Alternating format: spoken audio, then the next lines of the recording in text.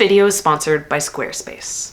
Valentine's Day is the #1 biggest flower sales day of the entire year.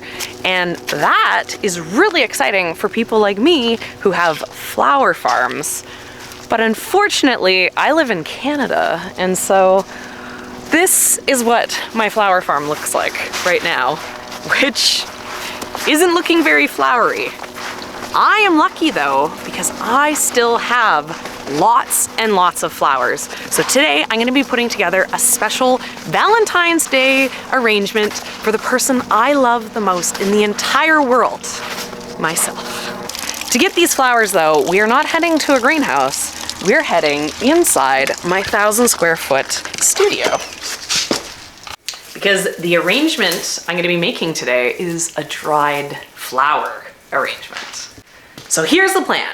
I have 2 of these vases that I really like. I purchased a collection of vases specifically for dried flowers. When I look for a vase for dried flowers, I go for something that's a little bit more rustic, a little bit more like textured and detailed and heavy. You know, I also like it to actually have some weight. Dried flowers don't really weigh anything and there's no water. So having a heavy vase makes it so it's not gonna like tip over easily inside the house.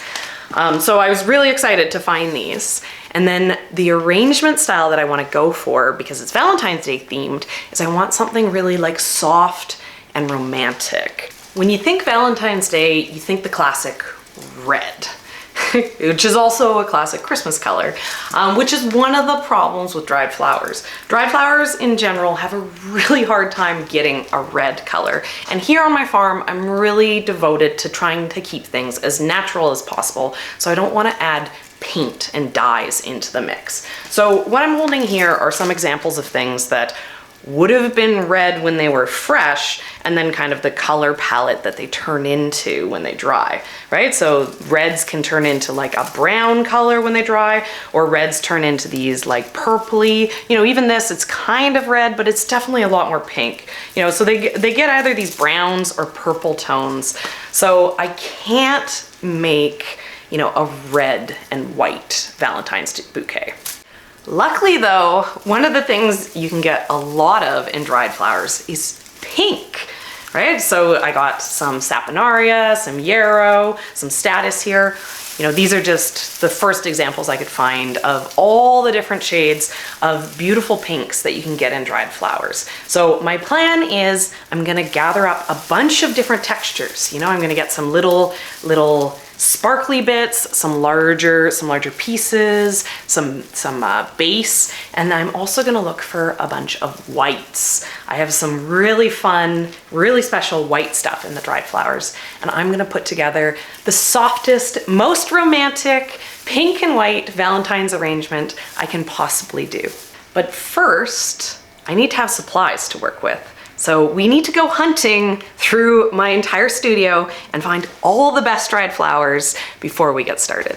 One of my favorite dried flowers, I want to grow so much more of this in the coming up season, is Winged Everlasting.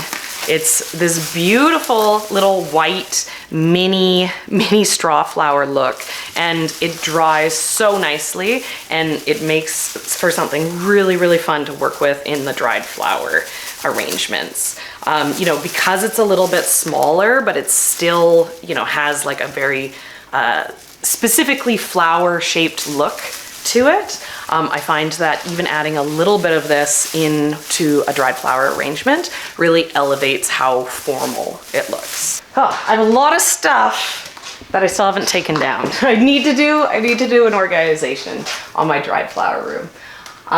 So there's some good stuff up there, but I don't know what I need out of here because it's a lot of purples. I think maybe though I'm gonna use some of these pink dried Lysianthus.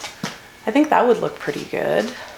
Okay, but this isn't even where I have most of my stuff. Most of my stuff is in my storage room. This is where I hoard all my dried flowers. You know, I have an entire room for dried flowers. The obsession is real. But this is a good spot to get some good bulk. Oh, this is like, I saved this I don't really ever use this because it's like so good. I was saving it only for the Christmas ornaments I was making. But this is a very special arrangement. So maybe a single stem, a baby's breath. You know, it's so romantic, that like cloud puff that it does to it. Normally when I do like an arrangement, if I want to like put in like a very soft feature to it, I use some of these miscanthus grass blooms that I have on the farm. You know, they kind of have that like pampas grass look to them. And I like just using like a little bit, you know, even just instead of doing a mass of it, just like putting like one single one in, it just gives it this like bunny softness. But I don't know, maybe I don't want to do that this time. Maybe I want to, you know, instead go for this like wispy smoke look. But we'll grab some of both of these so that we can experiment. One thing that you kind of need to make a proper arrangement is you need a focal flower. It's one of the things that makes working with dried flowers really difficult, because so many of the flowers, even if they start out large and a focal flower fresh, by the time they dry, they shrink up so small. So everything becomes like a lot more petite in arrangements, but it's still nice to have something to give it a little bit of impact. So I don't know, these pink zinnias, these are calling to me. I don't know if they'll be too bright if I'm going for more of a soft pink look, but I'm gonna bring them to work with. You know, and then I'm looking at this. I don't know what this is. Oh, this is amaranth. This is a cross between a wild amaranth and a red amaranth that had self-seeded on the farm. But this kind of pinky tone, I really like this. You know, having texture is always like really nice in the dried flower bouquets, because, you know, you don't have greenery when you're working with dried flowers.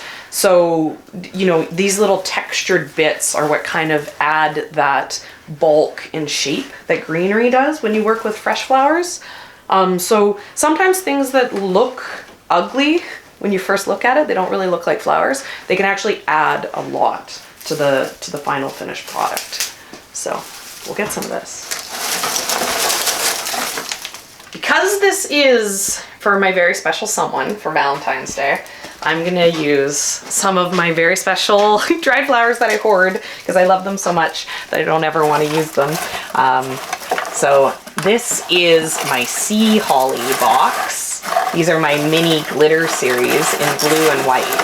And I think that some of these white ones, you know, this is special enough, a special enough occasion to grab out some of these to use. You know, I love these. These make me so happy. I want to grow more of this on the farm.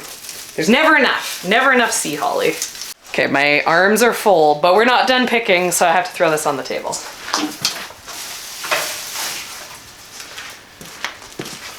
More.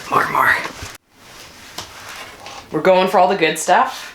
So now I'm gonna grab some of my most decadent, my absolute #1 favorite dried flower is dried ranunculus. They look so incredible when they dry.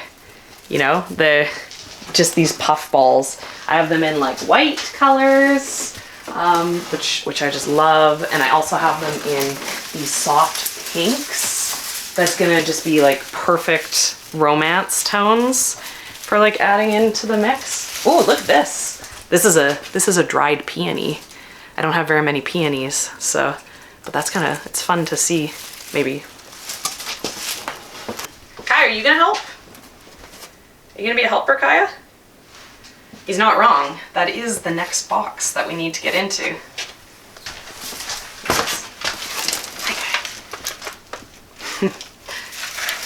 The ranunculus are great because, like I was saying, you need a focal for these dried flower arrangements for them to look formal the way fresh arrangements look. So these ranunculus, they actually like add a lot of impact into the bouquet. So these are gonna work really well, I think. I love that too. Like maybe just that. Done. No, we're going fancier and more complicated than that. Okay, we need to move this cat because we need feverfew. Feverfew is like an amazing base to work with for doing a dried arrangement. Some larkspur. Some larkspur would be good. pretty much the only color I have left in larkspur is pink, so this would be kind of ideal. It's nice to have spikes in an arrangement, something to give a little bit of like shape. You know, I use snapdragons and liatris and amaranth and things like to give spike shapes into a lot of the arrangements that I make. And larkspur is one of the dried flowers that does the same thing for me. And like they're also one of my favorite dried flowers out of all the dried flowers. So getting some of this pink in there, I think is going to be really nice. But look, there's a single thing of feverfew. I need to hunt down all my feverfew. Look at that. Look how beautiful it is. Just like kind of a puff. Oh, things I didn't know we had anymore. This is exciting. This is Nigella pods. This is like one of the best out of all the dried flowers in my opinion. And I have some like brownish toned ones. But this was a green, right? So a lot of the greens, when they dry, they fade into tan colors. But this one actually like went quite bleached and quite white. So I think that's gonna look really nice. I'm excited. I'm excited to have found this. It's been hiding on me. Here's another really classic dried flower base to use. This is Sweet Annie. And Sweet Annie does a pretty good job of holding its green when it dries.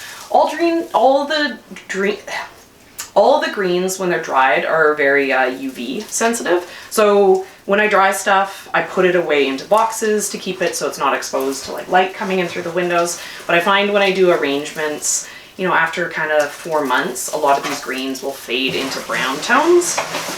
But I like tan, white, and pink together. So if I put some green in now, when it fades, you know, I'll still like it. I'm feeling pretty good. I feel like if I just find some more of the feverfew, we're gonna have everything that we need. I've been hunting for the feverfew and I can't find it, so maybe I'm out. But I found some of these straw flowers, which are gonna be good to add into the mix. And I've decided we're gonna get white statice. That's what we're gonna work with instead. So I'm gonna grab that and then we're gonna get to those vases. Okay, what do you guys think? How's that for a color palette? It's looking good? What do you think? Let me know in the comments. Are these gonna be a success? I'm ready. I have my collection. I'm feeling really inspired. I think these are gonna be really beautiful. And I have my vases. But I just wanna make one more note to you guys about vases. So like I was saying with dried flowers, when you dry the flowers, they shrink, they get quite small. And the same thing happens with the stems of the dried flowers. So when you're working with dried flowers, if you try to treat them like fresh flowers, it can very quickly get very expensive. All right, like here's a vase that I would use for when I'm making a really decadent fresh flower arrangement. And if you look at the opening, it's very open. So you can fit a lot of stems into here, which is great for making a big decadent arrangement. But these vases, which I picked specifically for dried flowers, you can see the vases are smaller, right? Even though they're still quite tall, like they're similar height to this, the shape of the vase is a lot smaller, and then the opening is like tiny compared to this. And this was intentional because this space will take a lot of dried flower stems.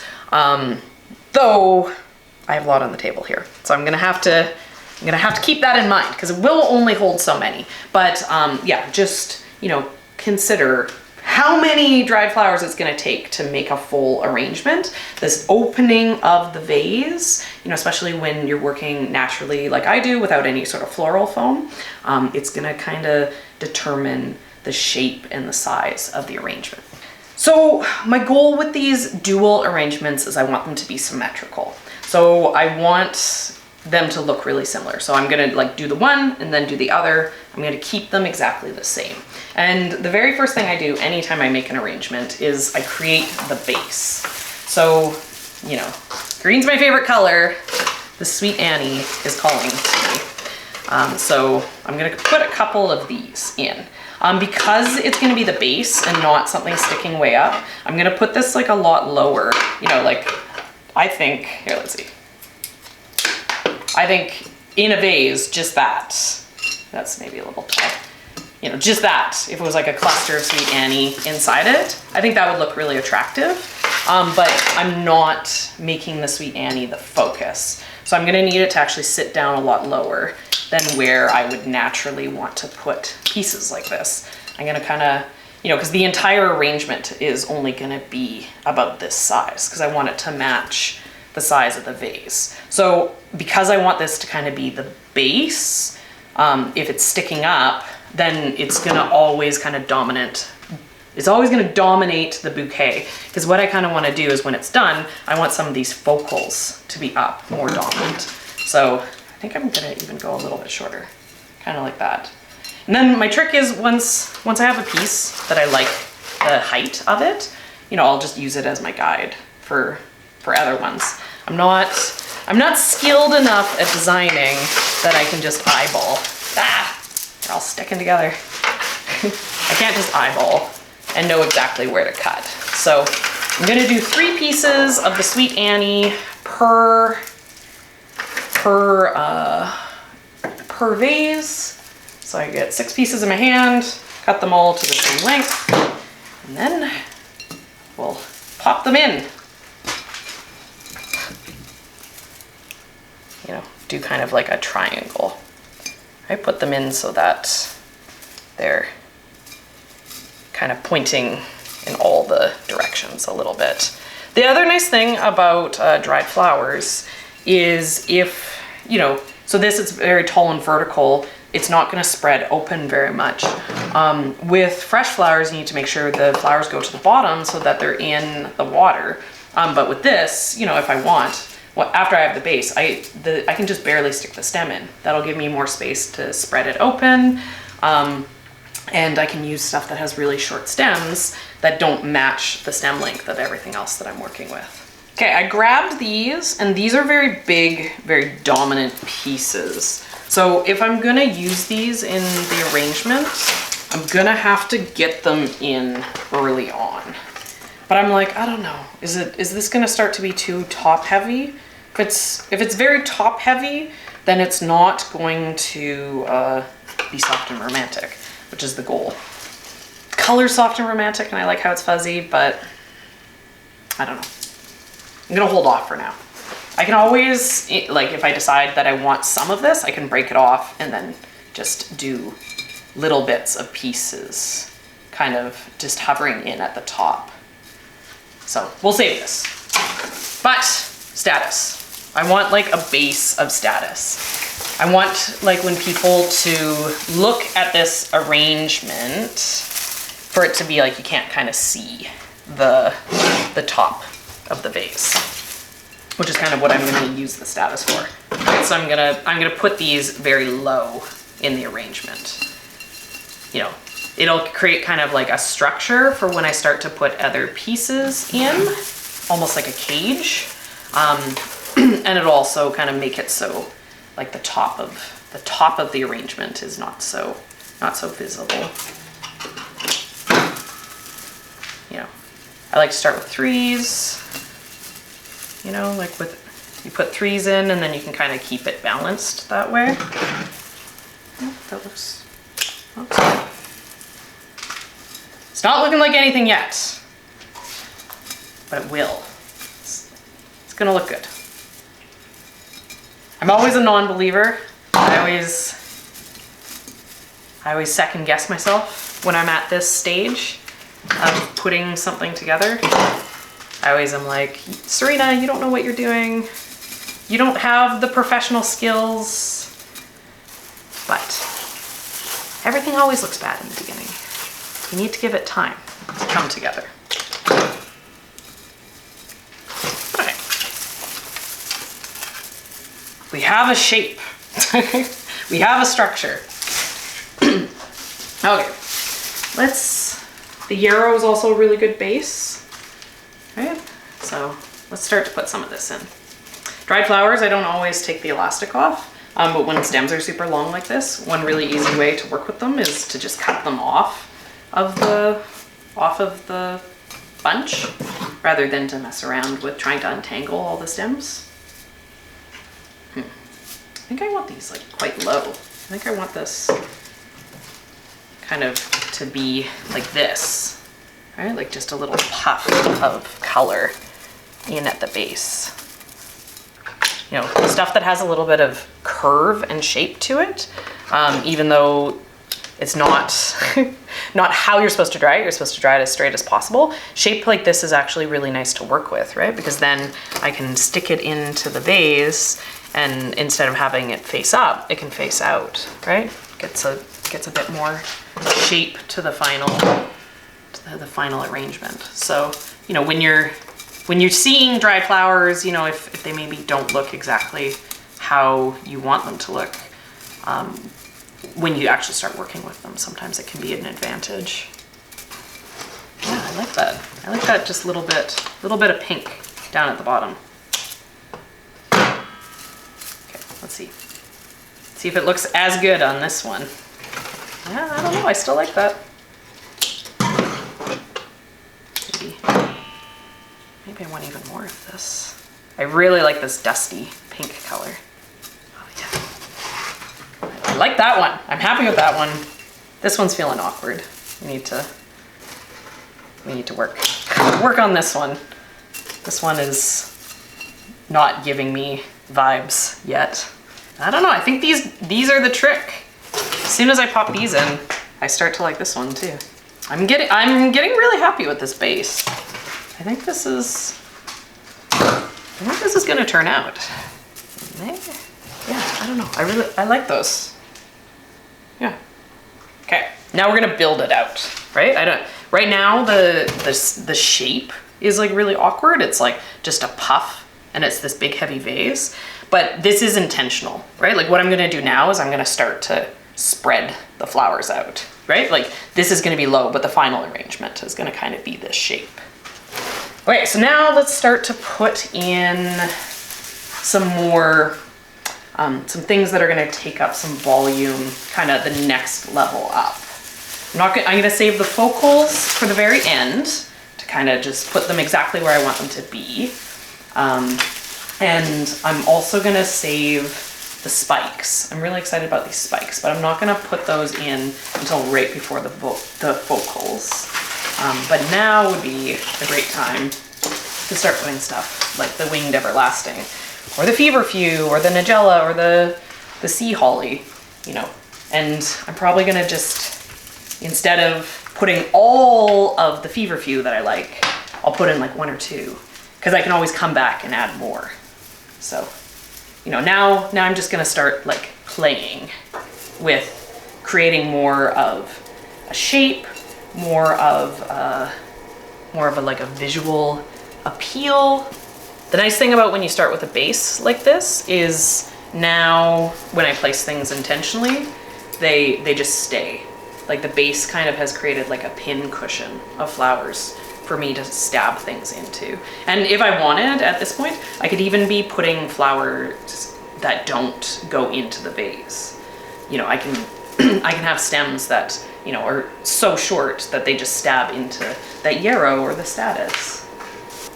If you have a piece and it's quite large like this, you can always break it down into smaller pieces that are gonna be a little bit easier to work with, right? You don't have to use a single stem as a single stem.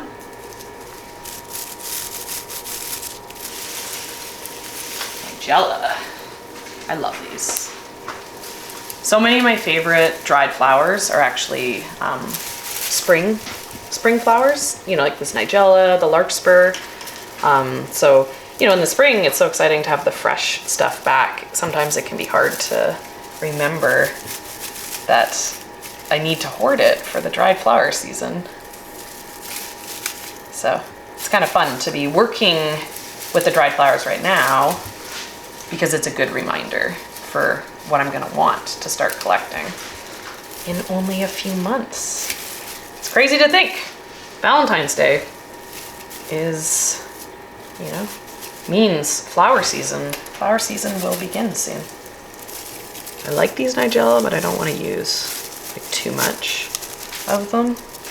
I don't want them to like overtake because they're quite large compared to some of these more delicate dried flowers that I'm using. So I don't want to overwhelm the arrangement with pods because I do like that look. But the goal on this is supposed to be soft and romantic. So not overwhelmingly abstract, which is my default a lot of the time. Oh, I'm getting really happy with this. These are like, they're starting to shape out more. Okay, let's see. Time for my precious sea holly. These need to go dominant, be placed dominantly. They're quite large, so I'm gonna break them down. And these little pieces that I'm breaking off, they're not gonna be good for an arrangement, but they're the type of thing that I'll save.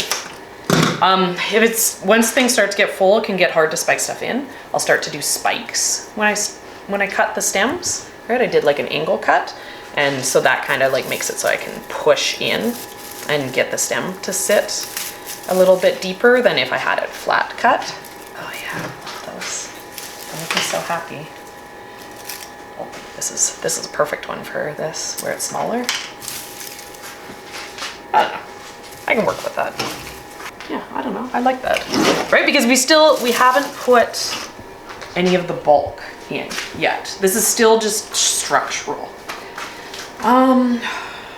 It needs more little pieces, but I think that it needs color at this point. It's very muted, and I think I want to start adding.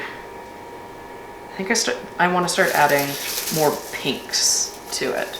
So, so this is Saponaria. I was thinking of this as being more of like a glitter element. But as I'm looking at it, these Saponaria blooms are the size of a lot of these smaller flowers we're using anyways. So I think instead of like when I add this will be adding some magic. But I think for adding this, I can just use this to be color, which is a little bit of a different way of thinking about it. And I don't want to get too caught up with the idea that it's not pink enough, because like most of the focal flowers that I've grabbed here are pink. So that's gonna start to add a lot of color to it in the end. So can't overthink it. Oh, but I like this. Yeah, I like that in there. It's adding more structure, right? It's poofing out a little bit more by doing this, which is the intention for the final shape. So the reason why I do these arrangements, I make these things for myself, is it's about putting myself outside of my comfort zone. It's about doing things that I wouldn't normally, taking risks that I wouldn't normally take, because I wouldn't want anyone to be disappointed with the final outcome. But because it's for myself, there's no risk, right? I'm not gonna be, if the final arrangement ends up being a little awkward and not, what was promised, I have no one to blame but myself, and I'm not gonna blame myself. So, I think it's good. Yeah, no, like I like that. I'm liking this, right? Sometimes like you look too close at the things and then you lose track. Time for impact. Time for larkspur. And I know as soon as I get this in, it's gonna start to be pink in the way that I want it to be. At this point, the length of the stem really doesn't matter at all. Nothing, like I'm not even gonna bother trying to push things down. They're all kind of interlocking. They've created like a cage. So I'm just gonna make my life easier by getting this larkspur kind of all prepped to a size so I can just grab it. Oh yeah, look at that. I love it. So fun. Okay, maybe I'll put 3 in to each of these to start. And then after I do the final, like the focals, if I'm feeling like it still needs more, I'll be able to spike some in. So at this point now, we're gonna do the focals. And what I'm gonna do is I'm gonna start with the smallest flowers first. So what I'm gonna start with is I'm gonna start with the Lizzianthus. I'm gonna put these in because they aren't the most attractive flower, but I like the color that they're gonna give. Right, they're gonna function almost like buds in an arrangement. But they'll be good if they're kind of buried down a little bit. And then we'll do the straw flower, and then the ranunculus, and then I'll decide if I want these. You know, I'm like, I don't know. I'm still on the fence about the zinnias, but I definitely want these. So let's put some in. They're like rosebuds almost, is what they feel like to me. So I'm gonna put some in the center, up high. And then I'm gonna put some along the sides at like a lower level to kind of add more bulk type stuff. That's a good one for the sides. Okay, so that's the center. And then I'm gonna get, some of these I'm gonna get them quite short because I'm gonna put them along the front. And then I'm also gonna spike them out a little bit. So this is gonna add more like voluminous shape. You know, I've been doing kind of like threes, but then when you get them down along these outside edges, they start to take up less space. So sometimes when I'm doing threes in the center, I need to do kind of like fives down at the bottom. But I just kind of twist in the circle until I'm like happy. I think that's adding lots.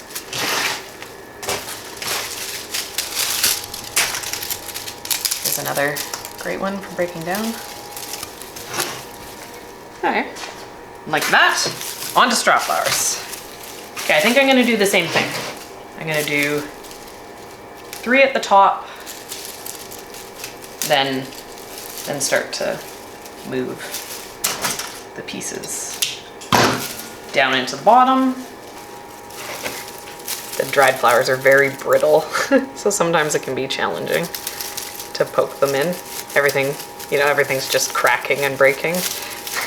Gonna have to have these like careful, delicate hands.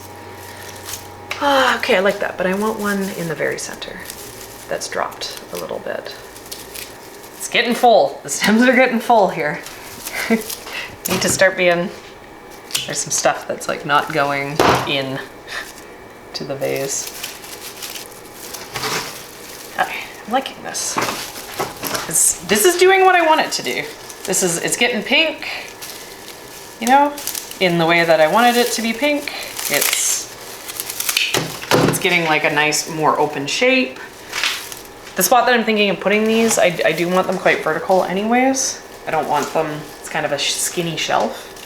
So I don't want them too big. Okay, I got the straw flowers in, and I'm really liking these. These are like very much doing what I want them to do. So ranunculus time, the best time. Okay, I'm gonna do a bunch of white, and then I'm gonna, you know, and like I think I can confidently say at this point, I don't think I want the zinnias, right? I think the zinnias are just like too textured. I want the soft. So I'm not gonna do the zinnias. I'm gonna put as many ranunculus in as I feel I need for it to be done. I might put in a few bits and pieces of larkspur on the sides, and then I'll put like a little bit of wispy bits with so we're getting there. I only have so many of these white, so I think I'm gonna go back and forth with the white. I'm gonna be like one in this one, so they're balanced. You know, and at this point, my goal with the ranunculus is to sit them higher, right? I want them to be very prominent, right? I don't want them down low. I want them sitting up. I want them very visible. These are the focals. These are the first thing that I want to catch the eye, you know, and then I want the secondary flowers to catch the eye, And then only when you look at it for a long time do you then see like the yarrow and the status that I did as the very first step. Oh, this one's so perfect. Oh, ranunculus! They're so good. I love ranunculus. Ah, that's a little high, but I kind of like it because I like how prominent ranunculus is. Look at those. They're looking very pretty. Okay, on to pinks. Man, you know, they don't do much because the shape was already there, but they definitely changed how formal I feel this was. Just putting in like 5 ranunculus in each of this kind of makes it feel very finished to me in a way that it wasn't before I started with them. Oh, look at that, those beautiful pinks. Isn't that gorgeous? This one is like so perfect. This one has to go. No, it's little bud. I'm gonna still put it in there. I'm just gonna place it there. Just kind of sticks.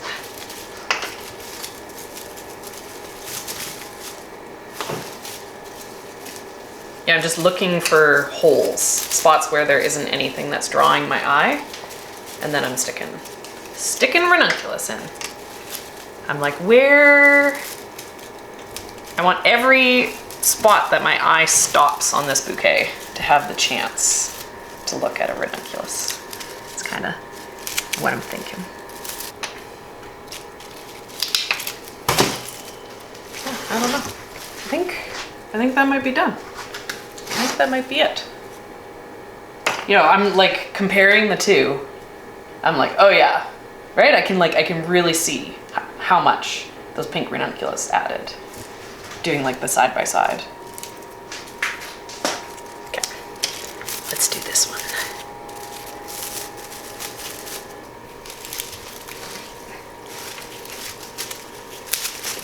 One more, last one. Oh. Okay, here's what I'm saying. Even if the stem is super short at this point, you can just pop it in there, right? Okay. I really like those. I think they look really good. I don't think I want to put any more larkspur in. I'm not gonna bother with the larkspur, but let's see. Let's get some of this. They look done to me, but maybe they would look better with a bit of baby's breath tucked in. So what I'm gonna do is I'm gonna get these like small pieces, and I'm just gonna kind of put a little bit in, and then I can, the great thing about the dual arrangements is I can put just a tiny bit of this sparkle in, and then I can look at the one without it and decide if I like it or not. Because if I don't like it, like, it's very simple to just pull it out. You know, because sometimes less is more. But this is pretty subtle, and my intention is to make something very romantic. So I might like this. You know, honestly, I don't even know how much these details will show up on the camera, right? Because they're so small. Like, it might be the type of thing that isn't super visible.